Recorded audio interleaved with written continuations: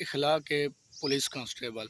Sir मेरे को धमकियां देंदा पाए, कहना मैं कत्ल ते को कर देसा, ते को मैं इं करसा, मेरी ज़मीन ते कब्जा की खड़ा है।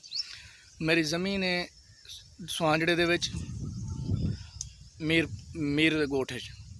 मैं पुलिस खानपुर मार थाने ते NC भी कराई मैं, उन बाद मीर मोड़ चौकी ते भी NC कराई मैं, ज़मीर लाखे कने SHO कने भी दान दी, उन बाद वीडियो भी मोकलिया मैं। सरे आम कलैश ना चाह मेरे को धमकियां देंदा खड़ा है।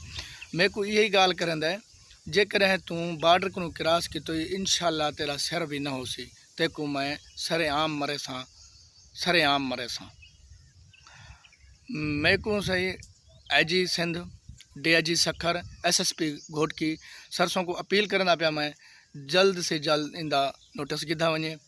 मेरे को ॾाढा थ्रेड करना पाए और दिमागी टार्चर करना पाए।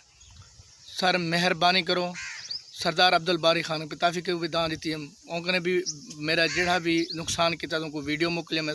मेरी ज़मीन ते सर सरे आम कलाश ना चाहो थी बांधा पाए, इंदी डकेटा नाल यारी है और डकेटा नाल इंदा वास्ता है। सर मेहरबानी करो, सरदार अब्दुल रब खान को भी मैं दान दी है, उनको पिछे ये आखेंदे मैं सरदार कहें कने भी फैसला न करे सा, न कहे मैं दे सर कोई भी मसला कोने, न कोई गाल है, सिर्फ ज़मीन ते सही कब्जा करना चाहता पाया मेरी ज़मीन ते। सर मेहरबानी करो, IG Sindh, DIG Sukkur, SSP Ghotki sir तुसा को मैं अपील करना पाया, मैं गरीब हाँ, मैं उसको अपील करना पाया नोटिस गिधा वनी जे।